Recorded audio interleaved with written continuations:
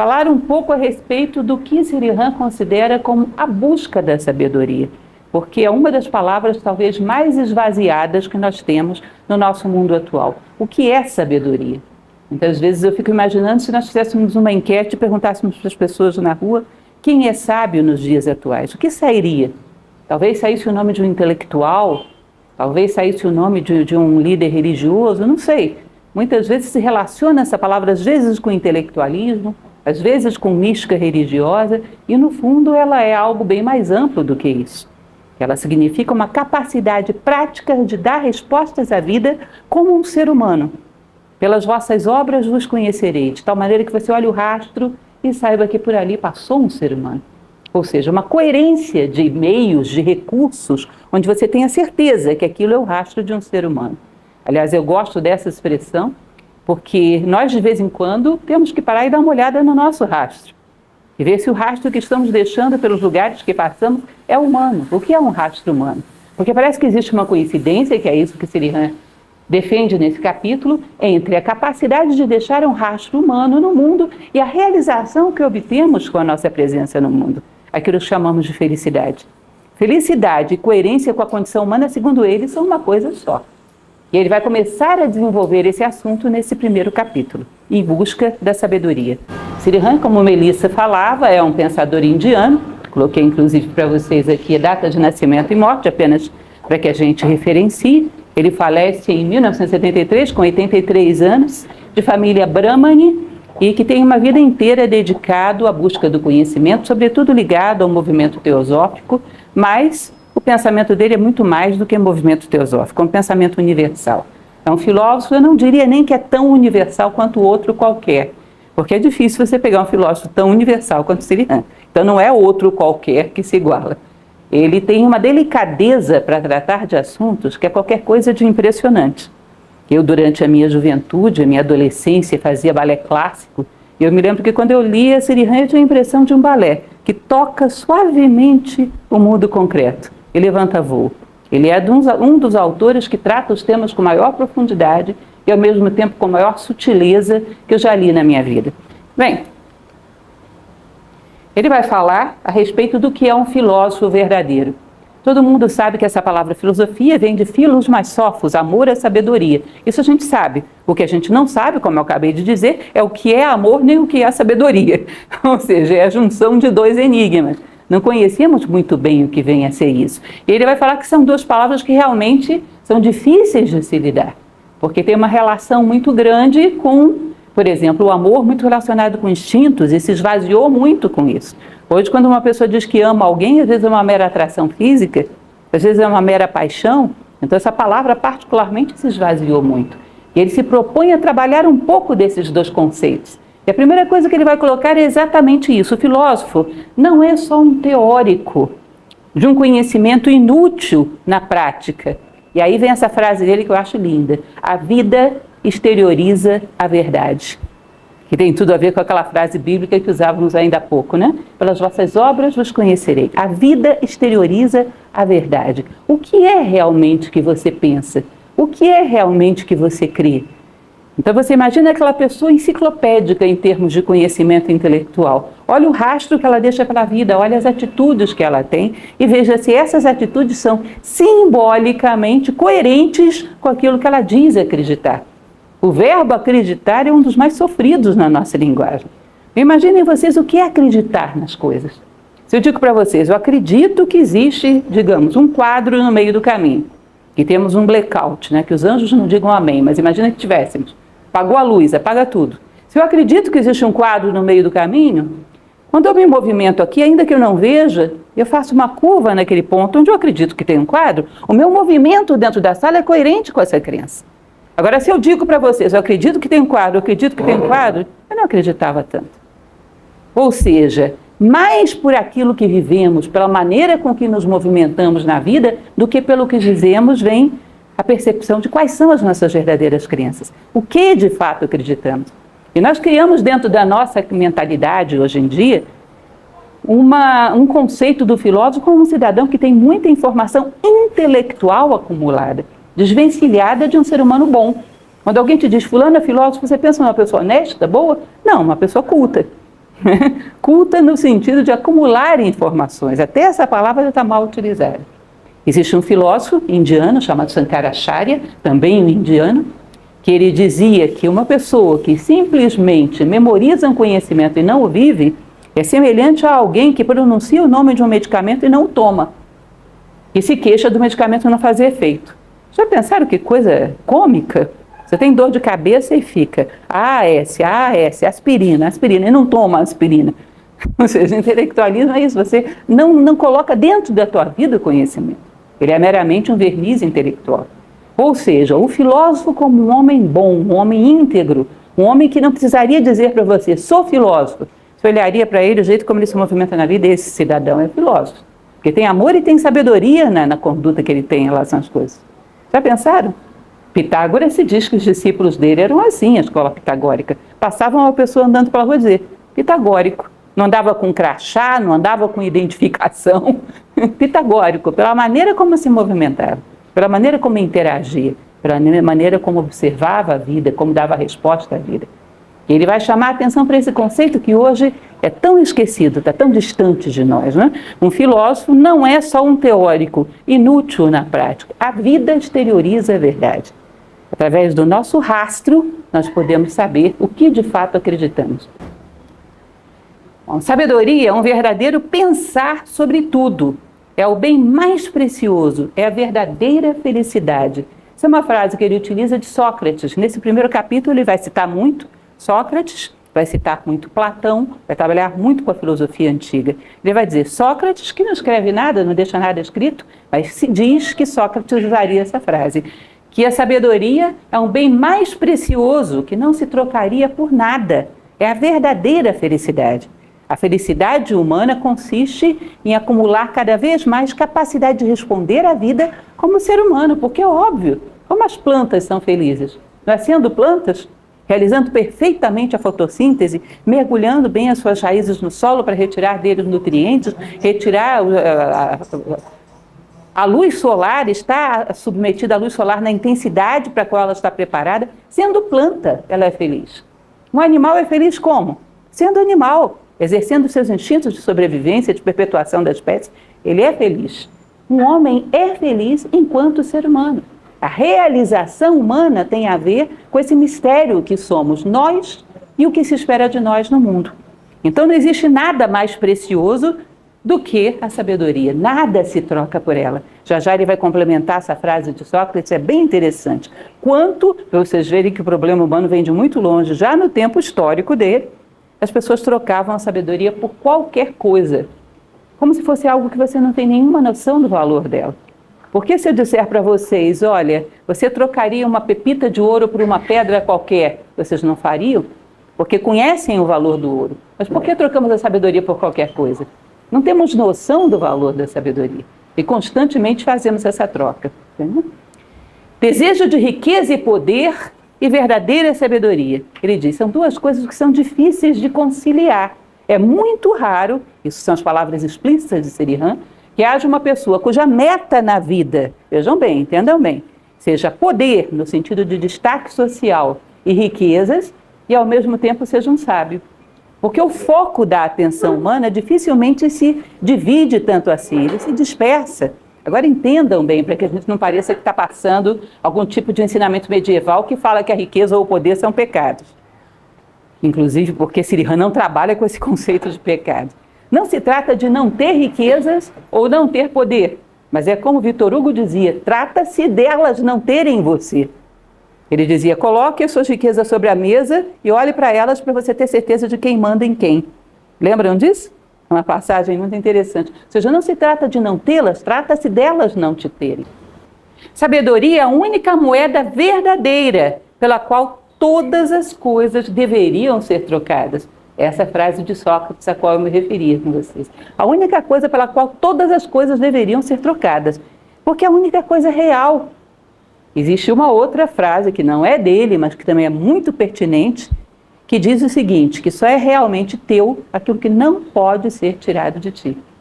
Aquilo que pode ser tirado de ti não é teu, é um empréstimo, passageiro. E apegar-se a isso necessariamente é dor. Está relacionado à tradição budista. Ou seja, isso aqui pode ser tirado de mim? Pode, então não é realmente meu. E apegar-se a isso vai me gerar dor mais cedo ou mais tarde. Apegar-se a coisas que necessariamente você vai perder é a fonte de toda dor. Isso é tradição budista. Então, o que é que não pode ser tirado de você? Por muito que o mundo vire de cabeça para baixo, se você é uma pessoa realmente generosa, alguém vai conseguir arrancar isso de dentro de você?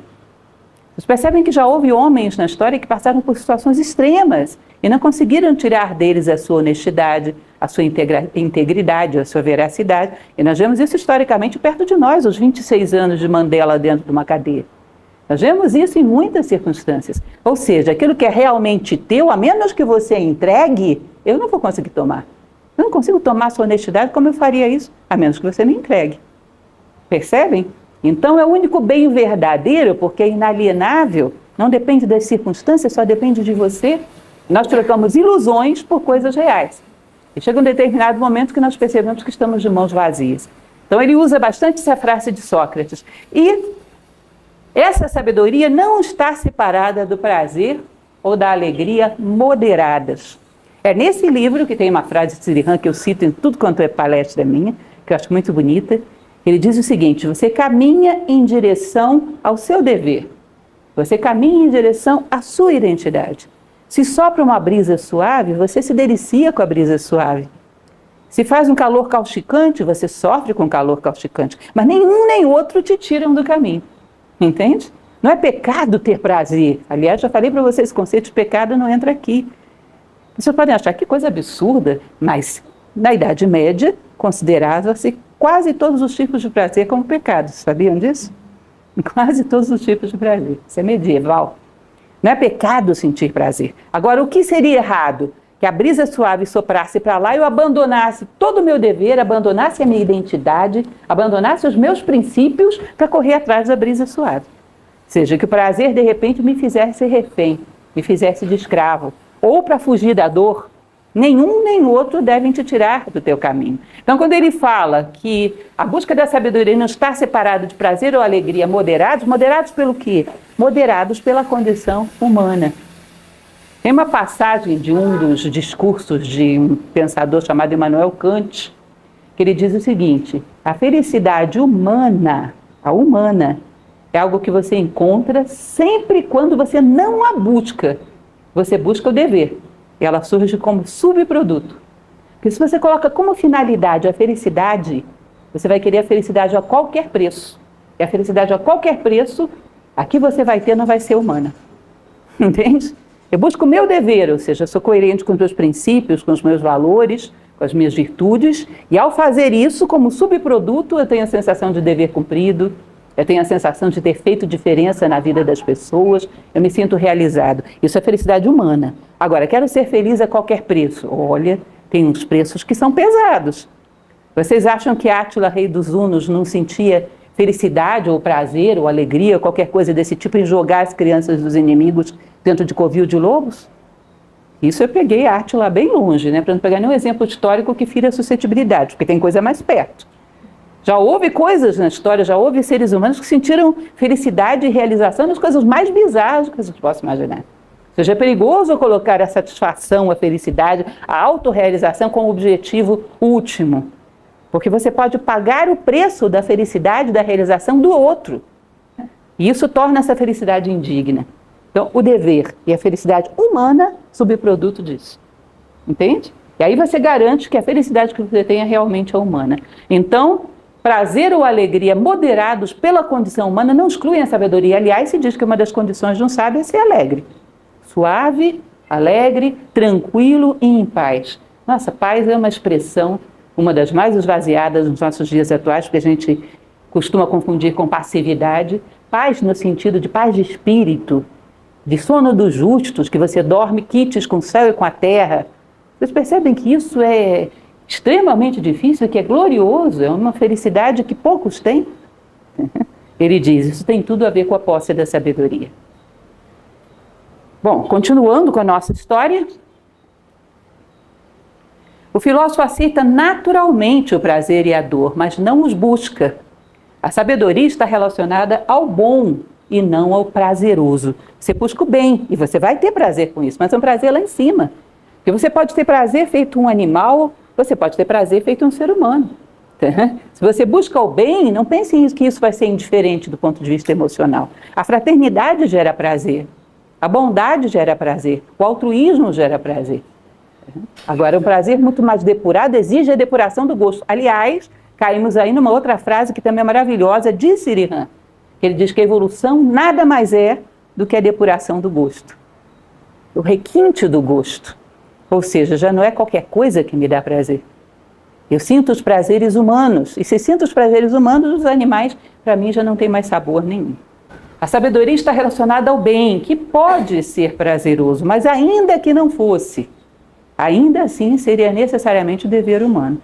Porque vocês vão perceber que a depuração do gosto ela tem um processo. Então, a primeira vez que eu sou generosa, como um processo de formação de caráter, para dividir com você algo que era só meu, isso não vai ser agradável. Vai ser agradável lá pela 100ª vez. Mas ainda assim o bem deve primar sobre o prazeroso. Até que um dia os dois coincidam, quando você educar a si próprio, quando depurar o seu gosto. Porque educar o ser humano não é muito diferente do que educar qualquer animalzinho que temos à nossa volta. Nós nos educamos numa série de hábitos muito negativos. E reeducar é trabalhoso. E, a princípio, nem sempre agradável. Um dia teremos despertado para esse gosto depurado que acha delicioso a generosidade. Mas ainda que não ache, faça. Eduque a si próprio.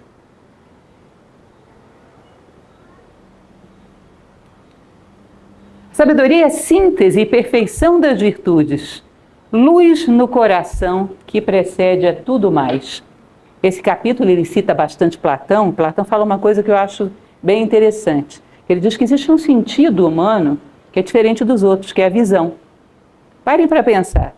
A audição, eu preciso que o meu ouvido esteja funcionando bem e que haja o ruído, mais nada. O tato, eu preciso que a minha pele esteja intacta e que haja o objeto tátil.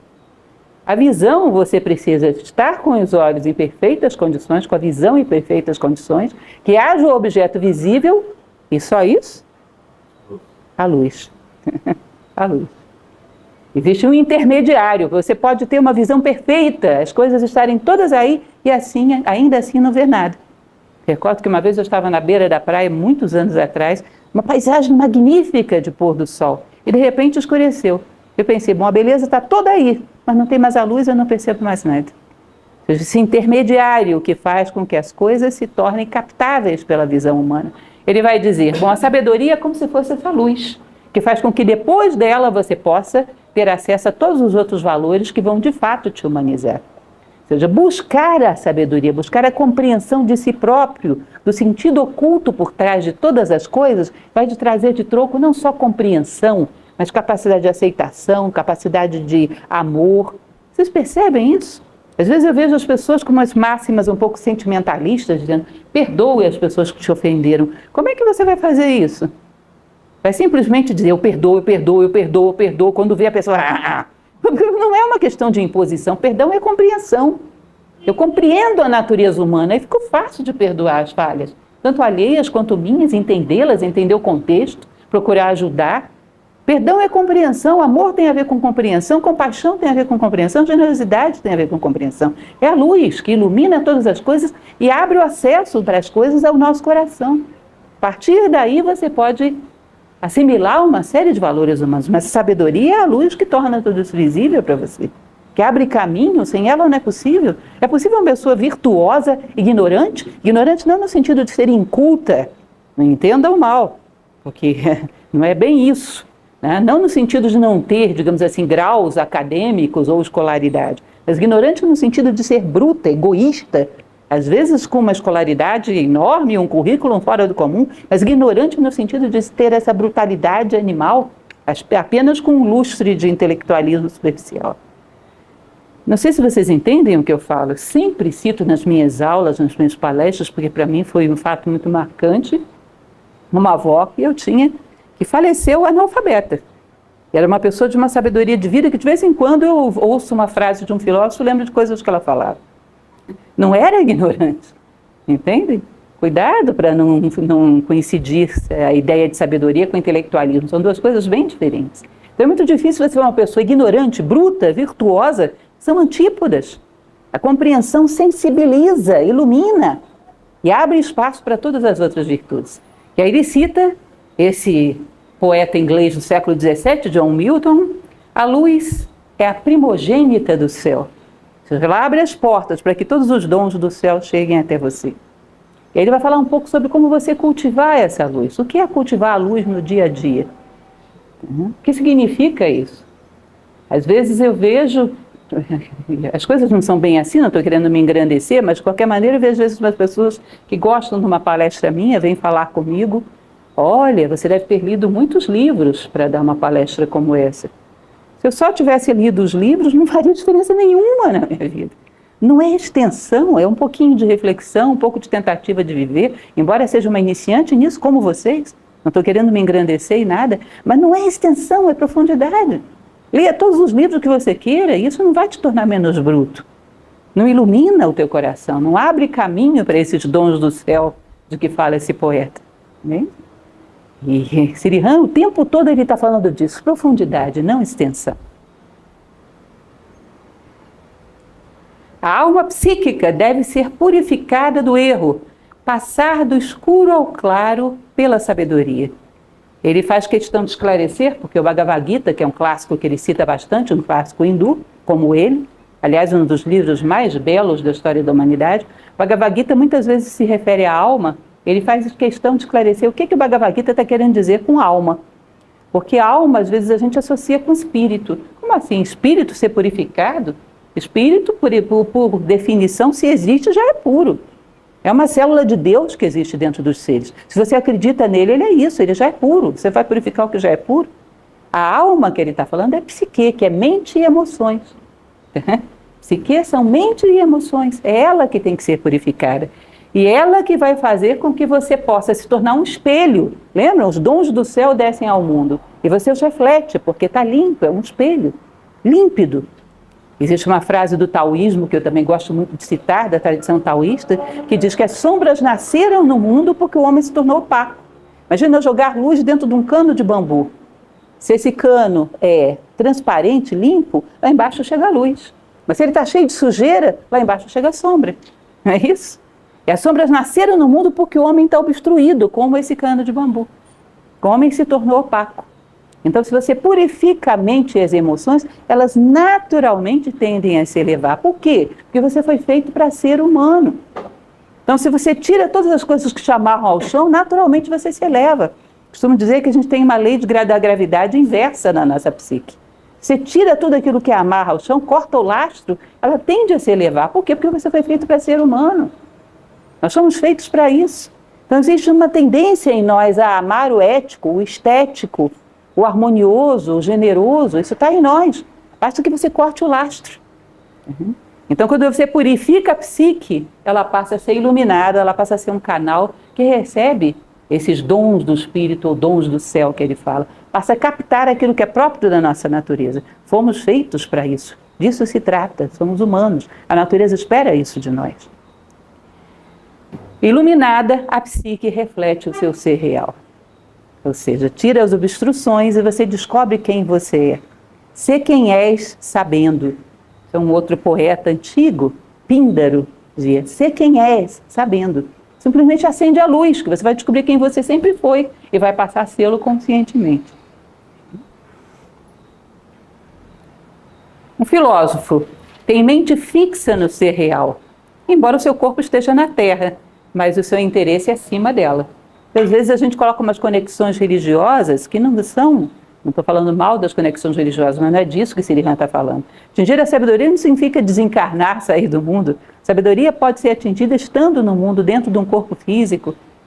Ele não é a obstrução. Aliás, às vezes dá uma pena tremenda do nosso corpo físico. Vocês já perceberam que todas as bobagens que nós fazemos, nós colocamos culpa nele?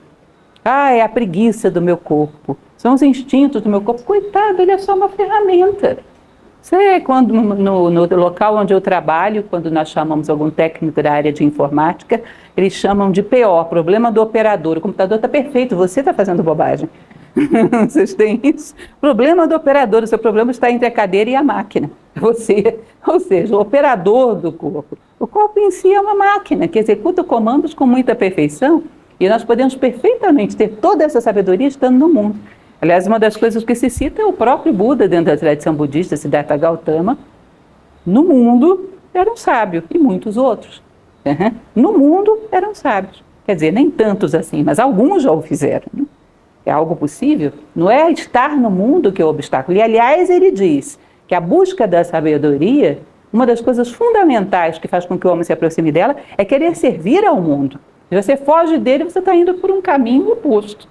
Porque a busca da sabedoria não implica em fraternidade, em generosidade. Se você foge do mundo, egoísmo. O mundo necessita de qualquer mínima dose de compaixão e de compromisso. E eu fujo de tudo isso por querer me libertar dos problemas e do materialismo, seja lá o que for. Já caiu no egoísmo.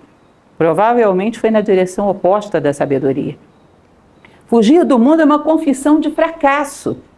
Há que realizar o Dharma, missão de altruísmo, viver no mundo com interesses diferentes dele. É uma das coisas que eu sempre cito porque eu adoro essa passagem de Platão, quando ele fala do homem de ouro. O homem de ouro, por que vocês acham que Platão chamava um homem sábio de homem de ouro? Porque na época dele o ouro estava em alta? O índice da Bolsa de Valores grega? Bolsa de mercadorias? Não, ele não fala do ouro com valor comercial. Ele fala do ouro por uma característica que eu acho muito interessante, que eu sempre tenho que usar esse anelzinho para isso, que é o fato de que, quando você coloca um metal em contato com a pele humana, às vezes dias, depende da pessoa, às vezes semanas, ele está todo pretinho. Não é isso? Você percebe que o ouro, ele fica no teu dedo anos e ele continua com as mesmas características. Ele é tão fiel a si mesmo que o meio não é capaz de adulterá-lo. Não é interessante isso? A influência humana é tão pesada que adultera os metais, mas o ouro é tão fiel a si mesmo que o meio não é capaz de adulterá-lo. Ou seja, nós estamos em tempos de crise. Eu acho interessante isso, porque é uma coisa... Vocês já perceberam isso?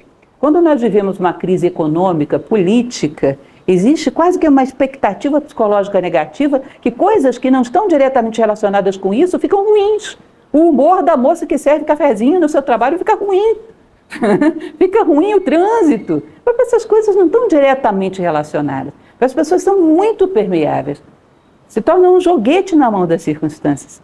Então isso vai multiplicando a potência da crise, porque vai gerando crises de relacionamento humano, crises de convivência, crises de tudo. Coisas que nunca deram errado começam a dar, porque todo mundo começa a ter uma mentalidade de crise e se torna um autômato, uma marionete na mão da crise.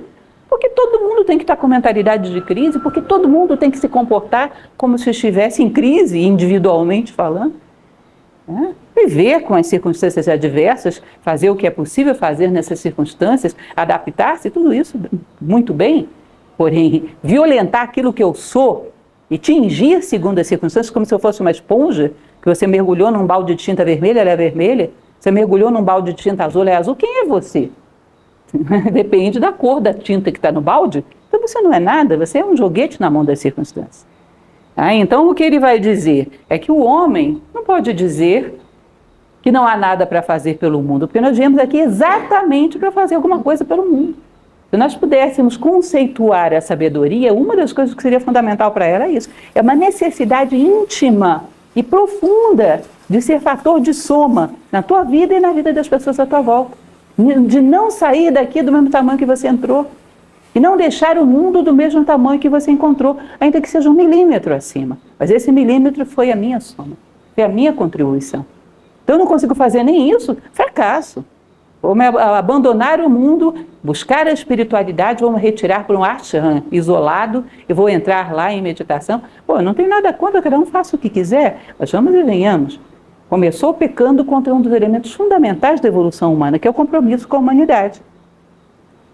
Existe dentro da tradição Zen um sutra, que é o Mahaprajna Paramita, que diz o seguinte: ide juntos, mais além do mais além, até a realização última.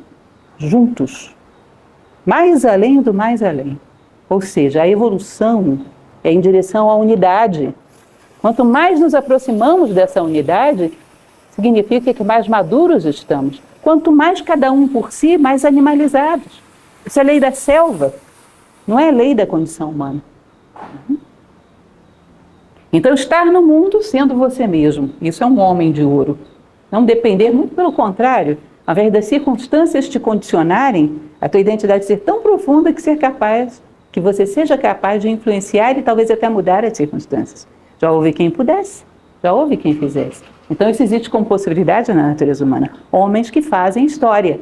Sabe por que eles fazem história? Porque a história não foi capaz de fazê-los. Eles são tão fiéis a si mesmos que ao invés da história moldá-los, eles moldaram a história. Viraram o jogo. Centenas de maneiras de errar, uma só de acertar. Não ter objetivos mundanos. Parece simples, né? Centenas de maneiras de errar. Acertar, uma só. Não ter objetivos mundanos. Então imaginem um animalzinho, como falávamos até agora já várias vezes. Instinto de sobrevivência e instinto de perpetuação da espécie. Coloca uma mente nesse animalzinho. E aí ele começa a pensar, raciocinar, ter capacidade lógica de procurar soluções, mas os objetivos dele continuam sendo o quê? Instinto de sobrevivência e de perpetuação da espécie. Você percebe que isso ainda não é propriamente um ser humano? Isso é um animal pensante? Os objetivos são os mesmos e a mente veio a potencializar esses objetivos. Isso ele chama de objetivos mundanos, ligados meramente à sobrevivência. Ou seja, você pode errar de inúmeras maneiras, tá? Mas acertar é apenas quando você conquista objetivos humanos. É como se fosse um funil, imagina isso. Inúmeras maneiras de você entrar, mas só uma de sair. Sair como ser humano, porque é o que a natureza espera. Você não vai sair desse jogo enquanto não aprender as regras. Então você entra por inúmeros problemas, só sai quando aprende o que a natureza está querendo te ensinar. Humano. Sai como ser humano, necessariamente. Tá? Agora, para isso é necessário querer sair, né? O grande problema do ser humano não é simplesmente assimilar o que é próprio da condição humana, é querer sair. E os objetivos humanos hoje em dia não estão muito relacionados com querer se tornar humano. Então, às vezes a gente fala muito bonito, mas na verdade nós queremos ficar aqui. Egoísmo, a vitimização, porque se eu fico nesse mundo, eu coloco a culpa dos meus problemas em todo mundo. Se eu me torno humano, eu tenho que assumir a responsabilidade dos meus problemas. Se eu fico aqui, eu posso pensar só em mim. Se eu saio aqui, eu tenho que pensar em todos à minha volta. Então é complexo. Então, a condição humana, a gente poderia definir numa folha de papel agora, o que é próprio de um ser humano. Agora, outra coisa é querermos ter essa condição humana como objetivo de vida. Amarmos essa condição humana. Bom, isso distingue o filósofo do ignorante. Interessante, né? Isso distingue o filósofo do ignorante. O que ignora as verdades essenciais. O que eu vim fazer aqui? O que se espera de mim como ser humano? Como a minha vida pode fazer diferença? Eu tenho alguma resposta para isso? Bom, já comecei a entrar num outro time. Isso distingue o filósofo do ignorante. Não é qualquer acúmulo de informação, não é quantidade, é qualidade, não é extensão, é verticalidade. E aí você começa, e é uma coisa que é interessante, Platão fala sobre isso, que os dois males que o ser humano tem, os piores males, são a ignorância e a loucura. Mas entre os dois, a ignorância é pior porque leva à loucura. Então vocês percebem a nossa sociedade toda entrando num processo meio neurótico. A ignorância leva à loucura. A ignorância é ignorar o que é um ser humano, o que se espera dele. E aí nós temos esse monte de regras para tentar obrigar o ser humano a fazer uma coisa que ele faria naturalmente, se tivesse identidade humana. Você não acha isso engraçado, não? É curioso? Regras e mais regras, e normas e mais normas, e mais leis, para obrigar alguém a fazer algo que ele faria naturalmente se fosse humano. Não evita o prazer, mas não anseia por ele. Não teme a morte, mas não a busca. Ou seja, o filósofo, ele necessita ser humano. Isso o alimenta, isso o realiza. Se vem o prazer, ótimo. Se não vem, bom, eu continuo caminhando. Não temo a morte, mas também não corro atrás dela. Que cada coisa venha no seu momento. E eu estou preparado. Seja o que for que venha, eu responderei como ser humano. É uma passagem muito bonita. Por coincidência, hoje estou lembrando de vários trechos do budismo, de um dos livros budistas, que é o Evangelho de Avagosha, que Buda diz, seja o que for que seja trazido de prova pelo demônio das tentações, que era Mara, pelas ilusões do mundo, eu responderei com retidão. Não me interessa o que vem atrás daquela porta. Seja o que for, eu responderei como responde um ser humano. Entendem isso? Não importa o que vier, eu responderei como responde um ser humano. Aceitação e interesse por conhecimento encontrado, mas sem avidez. Isso é bem interessante. A avidez pelo conhecimento, em geral, não tem nada a ver com o conhecimento, mas com o título e o reconhecimento que você vai ter pela quantidade de conhecimento que tem. Então, o filósofo, ele é interessado, aquele que busca a sabedoria é interessado pelo conhecimento, mas não ávido e desesperado, de tal maneira que ele acha que se ele tiver 10 diplomas, ele é superior a quem tem 9, que é superior a quem tem 8, e assim você vai escalonando a sociedade humana. Ele é interessado pelo conhecimento porque ele vê, aonde há inteligência, um rastro de Deus. Então, o interesse natural, vocês percebem isso. Não sei se vocês já viveram isso, uma ocasião eu passava pela frente de televisão e vi uma coisa interessante, o pessoal cultivando uma vinícola. Olha, vejam bem, eu não gosto de vinho, não bebo nenhuma bebida alcoólica, mas aquele negócio era genial, gente.